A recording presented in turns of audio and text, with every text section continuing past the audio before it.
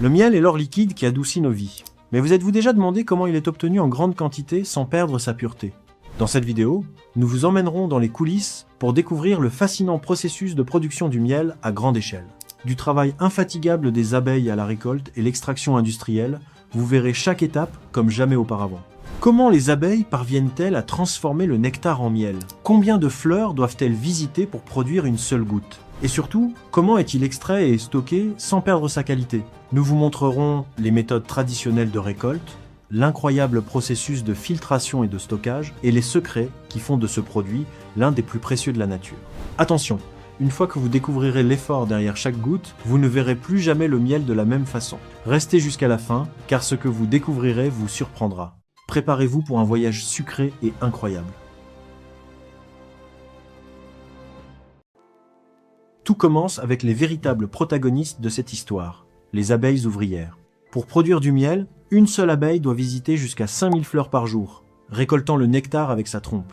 Mais voici ce qui est surprenant. Pour faire à peine un demi-kilo de miel, une colonie entière doit visiter plus de 2 millions de fleurs. Une fois récolté, le nectar est stocké dans un organe spécial à l'intérieur de l'abeille appelé jabot. Là, des enzymes naturelles commencent le processus de transformation chimique du nectar en miel. Mais le travail ne s'arrête pas là. Lorsque l'abeille retourne à la ruche, elle transfère le nectar à une autre abeille, qui le mâche et l'enrichit davantage avec des enzymes. Ensuite, elle le dépose dans les alvéoles et commence à le ventiler avec leurs ailes pour évaporer l'excès d'eau. Ainsi, elles obtiennent un miel épais et concentré. Lorsque le miel atteint le point parfait, les abeilles scellent les alvéoles avec de la cire, créant un garde-manger naturel prêt à être récolté. L'effort de ces minuscules travailleuses est impressionnant. Mais maintenant vient la grande question, comment extraire tout ce miel sans endommager la ruche? Maintenant que le miel est prêt à l'intérieur des rayons, c'est le moment de la récolte. Mais attention, un apiculteur responsable ne prend jamais tout le miel. Il en laisse toujours suffisamment pour que les abeilles survivent. Le processus commence par l'utilisation d'un enfumoir, un outil qui libère une fumée douce à l'intérieur de la ruche. Pourquoi? Parce que la fumée calme les abeilles, réduisant leur agressivité et permettant à l'apiculteur de travailler sans provoquer le chaos. Ensuite, les cadres du rayon sont retirés avec soin. C'est là que la magie opère. Les alvéoles sont scellées avec une couche de cire. Avant d'extraire le miel, cette cire doit être retirée avec un couteau spécial ou un peigne de désoperculation. Une fois libérés de la cire, les cadres sont placés dans un extracteur centrifuge, une machine qui tourne à grande vitesse, faisant en sorte que le miel se détache des rayons par force centrifuge. C'est comme secouer un pot de peinture mais avec du miel. Finalement, le miel est filtré pour éliminer les impuretés et stocké dans de grands conteneurs. Le résultat, du miel pur prêt à être conditionné. Maintenant que le miel a été extrait, il est temps de le préparer pour arriver jusqu'à votre table. D'abord, le miel repose dans de grands réservoirs pour que les bulles d'air ou impuretés remontent à la surface. Ensuite, il passe par une dernière filtration, assurant que chaque goutte soit pure et cristalline. Selon le type de miel, certains peuvent cristalliser naturellement avec le temps. Mais ne vous inquiétez pas, cela ne signifie pas qu'il est endommagé. C'est simplement un processus naturel dû au glucose dans le miel. Si vous le chauffez doucement au bain-marie, il retrouve son état liquide. Après la filtration, le miel est conditionné en pot, étiqueté et prêt pour sa distribution. Tous les miels ne sont pas identiques. Certains sont plus foncés et épais, tandis que d'autres sont plus clairs et légers. Tout dépend des fleurs que les abeilles ont visitées. Finalement, le miel arrive dans les supermarchés, les magasins spécialisés ou directement aux consommateurs qui recherchent un produit pur, naturel et plein de bienfaits. Maintenant que nous savons comment le miel arrive jusqu'à nous, parlons de ses incroyables bienfaits. Le miel est avant tout une source d'énergie naturelle exceptionnelle, offrant un coup de fouet rapide, idéal pour les sportifs, ou lorsque vous avez besoin d'un petit coup de pouce dans la journée. Mais ses vertus vont bien au-delà. Depuis l'Antiquité, le miel est utilisé pour ses propriétés antibactériennes et cicatrisantes remarquables. Il soigne les blessures et calme les brûlures grâce à ses composés antimicrobiens naturels. Ce n'est pas tout. Riche en antioxydants, il aide à renforcer notre système immunitaire et à combattre les maladies plus efficacement. Vous avez mal à la gorge? Une cuillère à café de miel avec du citron est un remède maison classique que nos grands-mères connaissaient bien et qui fonctionne vraiment pour soulager la toux et apaiser l'irritation. Le miel peut également calmer les problèmes d'estomac et promouvoir une digestion saine, ce qui en fait un allié précieux au quotidien. Vous avez sûrement entendu dire que le miel peut durer éternellement. Est-ce un mythe ou une réalité? C'est complètement vrai. Le miel est l'un des rares aliments au monde qui n'expire jamais. La preuve la plus spectaculaire, des pots de miel ont été trouvés dans des tombes égyptiennes vieilles de plus de 3000 ans et ils étaient encore parfaitement comestibles. Mais pourquoi cela se produit-il? 3 raisons expliquent cette longévité exceptionnelle. D'abord, sa faible teneur en humidité empêche la croissance de bactéries ou de moisissures. Ensuite, son pH très acide crée un environnement hostile pour les micro-organismes. Enfin, le miel contient naturellement du peroxyde d'hydrogène, un composé qui agit comme conservateur naturel. Si votre miel cristallise avec le temps, ne vous inquiétez pas. Ce n'est absolument pas un signe de détérioration, mais simplement un processus naturel. Il suffit de le chauffer doucement au bain-marie pour qu'il retrouve son état liquide et sa texture onctueuse d'origine. Attention, tout le miel que vous achetez n'est pas forcément pur à 100%. De nombreuses marques ajoutent des sirops et des sucres artificiels pour réduire les coûts de production. Comment éviter de vous faire tromper? Il existe 3 tests simples pour identifier du miel authentique. Le premier est le test du verre d'eau. Prenez une cuillère de miel et placez-la dans un verre d'eau froide. Si elle se dissout facilement et rapidement, c'est probablement du faux miel. En revanche, si le miel coule vers le fond et tarde à se dissoudre, vous avez du miel pur entre les mains. Le deuxième test utilise le feu. Mouillez la pointe d'une allumette avec du miel et essayez de l'allumer. Si l'allumette s'enflamme normalement, c'est du miel pur. Si elle refuse de s'allumer, cela signifie que le miel contient trop d'eau ou d'autres additifs qui empêchent la combustion. Enfin, le troisième test est tout simple. Vérifiez l'étiquette attentivement. Si dans la liste des ingrédients vous repérez des termes comme sirop de maïs, glucose ajouté ou autre sucre, vous êtes face à du miel frelaté. Recherchez toujours du miel indiqué comme étant 100% brut et sans aucun additif. Voici une donnée qui devrait vous alerter. Plus de 75% du miel vendu en supermarché est adultéré d'une manière ou d'une autre. C'est pourquoi il est préférable d'acheter votre miel directement auprès de producteurs locaux et de toujours vérifier sa qualité avant l'achat. Si vous commencez à prendre du miel tous les jours, votre corps sentira rapidement le changement. La science a confirmé de nombreux bienfaits d'une consommation régulière et modérée. Premièrement, le miel renforce considérablement votre système immunitaire. Riche en antioxydants et doté de propriétés antibactériennes puissantes, il vous protège naturellement contre les grippes et les rhumes, particulièrement utiles pendant les saisons froides. Deuxièmement, si vous avez des problèmes pour dormir, le miel peut devenir votre meilleur allié. Une simple cuillère avant de vous coucher aide à réguler la mélatonine, cette fameuse hormone du sommeil, vous permettant ainsi de profiter de nuits plus réparatrices. Troisièmement, le miel nourrit littéralement votre cerveau. Grâce à sa teneur élevée en glucose naturel facilement assimilable, il améliore la mémoire et la concentration de façon notable. C'est un atout précieux pour les étudiants en période d'examen, comme pour les professionnels soumis à des charges mentales importantes. Quatrièmement, votre cœur vous remerciera également. Des études scientifiques ont démontré que la consommation régulière de miel contribue à réduire le mauvais cholestérol et à améliorer la circulation sanguine, diminuant ainsi significativement les risques de maladies cardiovasculaires. Cinquièmement, si vous cherchez à perdre du poids sainement, le miel peut vous accompagner dans cette démarche. En le substituant au sucre raffiné dans votre alimentation, vous activez votre métabolisme de manière naturelle et progressive, sans les effets néfastes du sucre industriel. Le miel est indéniablement un super aliment, mais comme pour tout dans la vie, l'excès peut transformer ses bienfaits en problèmes. Il est important de connaître les 4 effets négatifs potentiels d'une consommation excessive. Tout d'abord, malgré son origine naturelle, le miel reste très riche en calories et en sucre. Une consommation trop importante peut donc paradoxalement vous faire prendre du poids au lieu de vous aider à en perdre. C'est l'effet inverse de celui recherché. Ensuite, même si le miel possède des propriétés antibactériennes, il est également très collant et extrêmement sucré. Sans un brossage dentaire adéquat après consommation, il peut favoriser l'apparition de caries et d'autres problèmes dentaires. L'hygiène bucco-dentaire reste donc primordiale.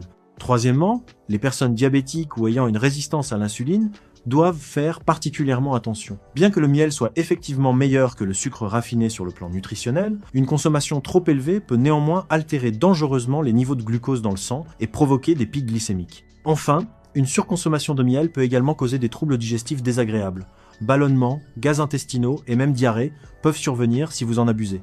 Votre système digestif a besoin d'équilibre pour fonctionner correctement. La clé réside donc dans la modération. Une cuillère à café par jour vous apportera tous les bienfaits du miel sans aucun risque. Mais au-delà, vous pourriez transformer ce remède naturel en source de problèmes pour votre santé. Maintenant, vous le savez, derrière chaque goutte de miel se cachent des milliers de fleurs, des heures de travail et une organisation naturelle parfaite. De la vie à l'intérieur de la ruche au processus d'extraction et de conditionnement, nous avons parcouru l'incroyable chemin qui convertit le nectar en l'un des aliments les plus puissants de la planète. Vous avez découvert comment il est produit, comment identifier le miel authentique, les bienfaits de le consommer quotidiennement, les risques de l'excès et les façons les plus savoureuses de l'intégrer à votre vie. Si après tout cela vous pensez encore que le miel n'est que quelque chose de sucré, revoyez cette vidéo. Car maintenant, vous savez que vous ne consommez pas seulement du miel, vous consommez de la nature pure, de l'effort, de la santé et de la tradition. Avant d'entamer un autre processus fascinant, laissez-moi vous poser une question qui dérange. Que se passera-t-il le jour où les abeilles ne reviendront plus à la ruche? Parce qu'au final, c'est pas seulement le miel qui disparaîtrait, mais une grande partie de notre nourriture. Et tout ça pourquoi? Des pesticides, une agriculture intensive et une course au rendement permanent. Alors, sommes-nous en train de sacrifier les abeilles pour produire toujours plus et consommer toujours moins cher? Je vous laisse répondre en commentaire. Si ce documentaire vous plaît, alors n'oubliez pas de mettre un like, de vous abonner et d'activer la cloche pour ne manquer aucun de nos contenus. Mais après le travail minutieux des abeilles, place à une autre transformation fascinante, celle qui transforme de simples cacahuètes en une pâte onctueuse connue dans le monde entier. Chaque année, le monde produit plus de 100 millions de tonnes d'arachides.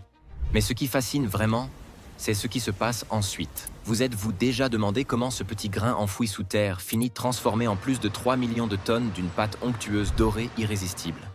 Des petits déjeuners scolaires aux smoothies énergétiques, le beurre de cacahuète s'est imposé comme le super-héros nutritionnel du garde-manger moderne avec 2 fois plus de protéines que le beurre d'amande et une texture qui séduit dès la première cuillerée. Ce n'est pas seulement un aliment, c'est une expérience.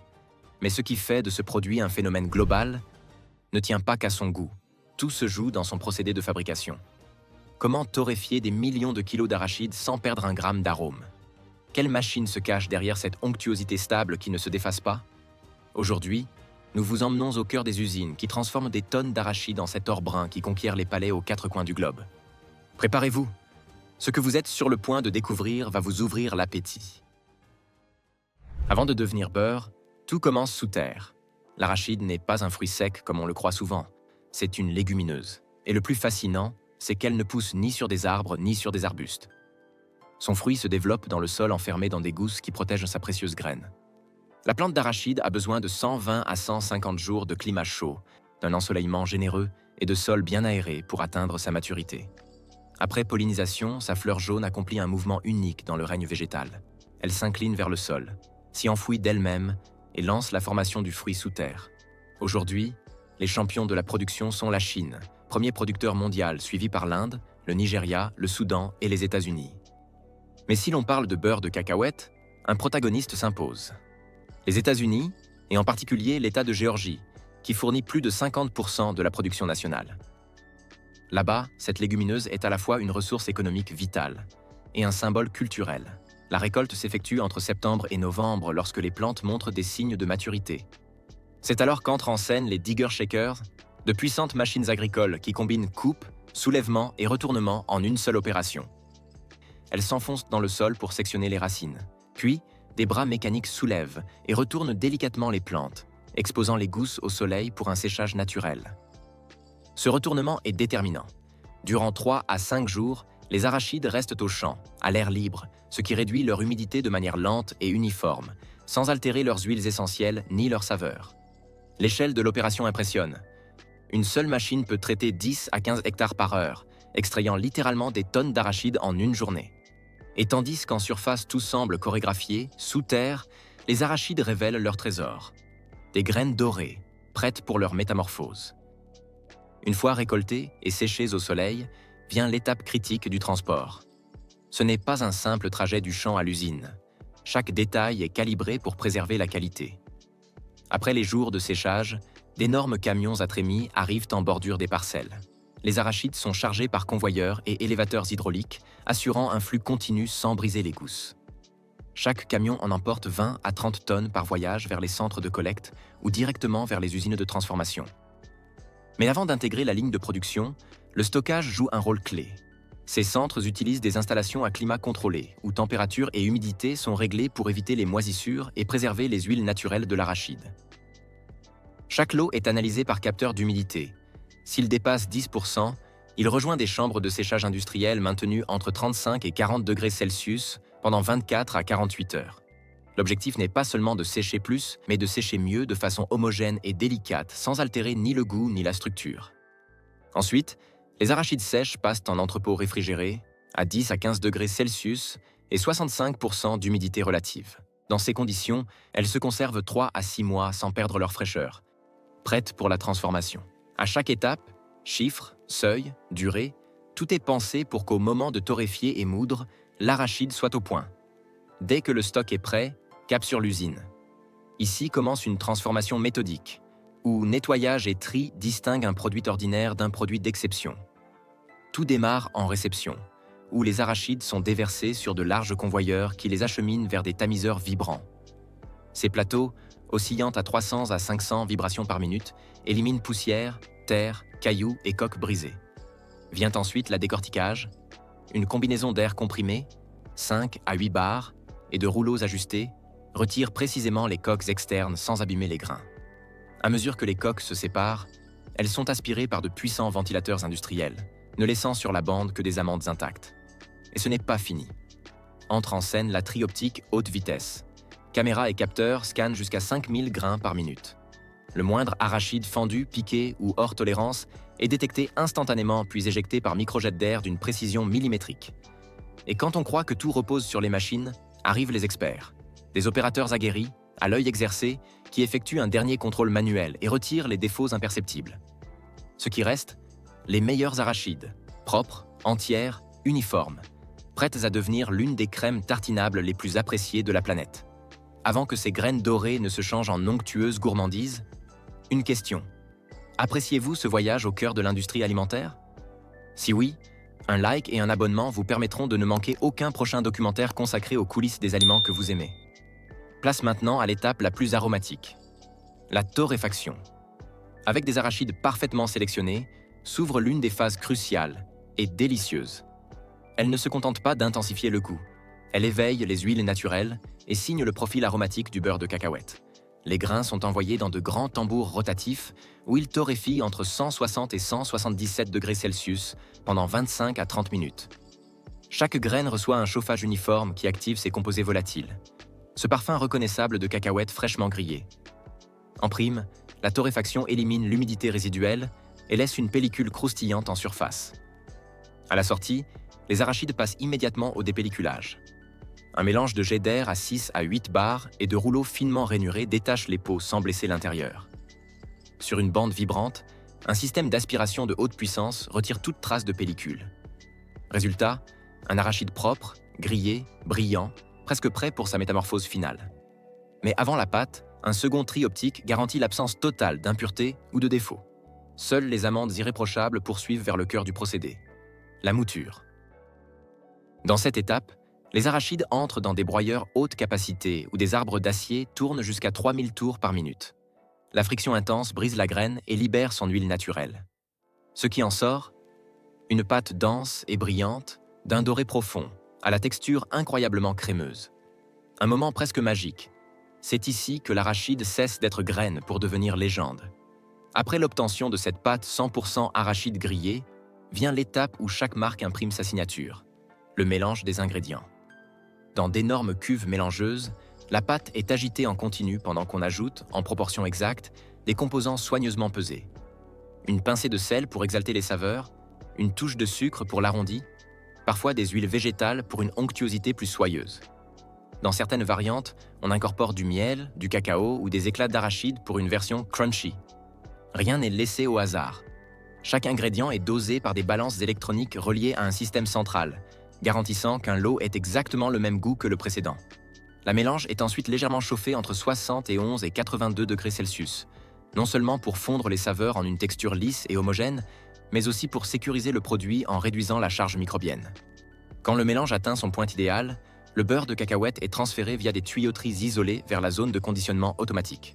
Là, des buses doseuses remplissent des pots en verre ou en plastique de 250 grammes à 1 kg. Les pots sont scellés sous vide pour préserver la fraîcheur, refroidis rapidement, puis passent par un étiquetage et un contrôle qualité automatique. L'ensemble s'effectue en environnement stérilisé, selon les normes les plus strictes de sécurité alimentaire. Au bout de la chaîne, un produit stable, savoureux, prêt à conquérir petit déjeuner, collation et souvenirs d'enfance. Des millions de pots scellés, des milliers de tonnes expédiées, un seul objectif: remplir chaque table d'un produit chargé de goût, d'énergie et de tradition. Le beurre de cacahuète n'est pas seulement un aliment. C'est le fruit d'une science précise, d'une ingénierie maîtrisée et d'une chaîne industrielle aussi complexe que délicieuse. Maintenant que vous connaissez les coulisses de ce produit, dites-nous en commentaire.